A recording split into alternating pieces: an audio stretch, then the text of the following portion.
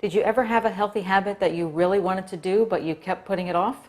Whether you are trying to improve your eating habits, get into a regular exercise routine, or practice stress relief strategies on a regular basis, the simple trick that I share in this video will make those healthy habits much easier to do. When we consider what makes us procrastinate and put off doing the things we know are healthy, we often can point to something called an initiation barrier. And this is a term that I first heard used by Shawn Achor, who wrote the book, The Happiness Advantage. And as he describes them, initiation barriers are those simple and oftentimes silly little things that stand between us and what we want to do. And a classic example of an initiation barrier is having the wrong shoes on your feet.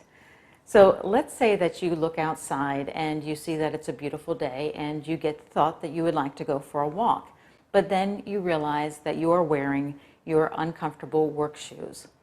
With that realization, you tell yourself, well, maybe I'll go out for my walk later. But of course, later never comes.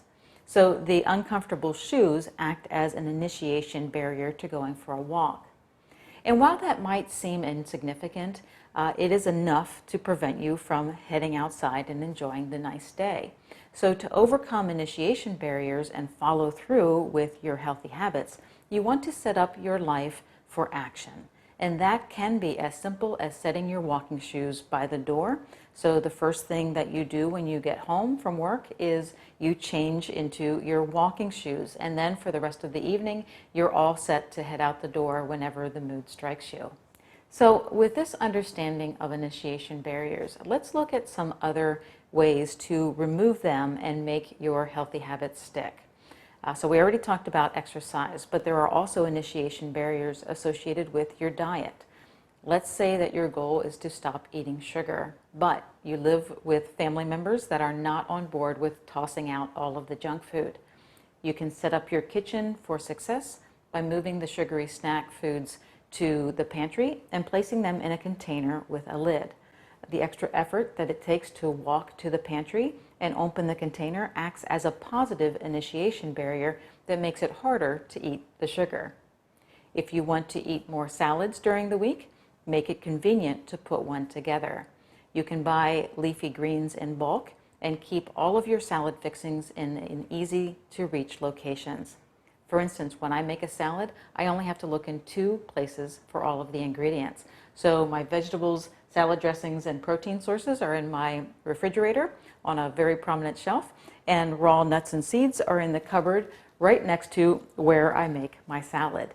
If you've learned my free 0-1-2-3 strategy for weight loss, you know that the 1 stands for 1 large salad a day. So if you follow my strategy, you'll get salad making down to a science with just a few adjustments to where you're storing your items. And lastly, let's say that you're trying to bring your stress level under control by practicing daily devotion or meditation. If you create a space in your house that is your quiet area and make sure that you have your devotional or your headphones or whatever you need right there, you will increase the consistency in which you practice your approach.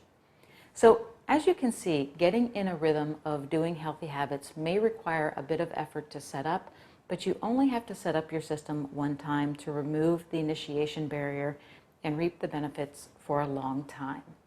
It's a simple solution, but as I often say, the simple solutions are the best solutions because they are the ones that you'll do.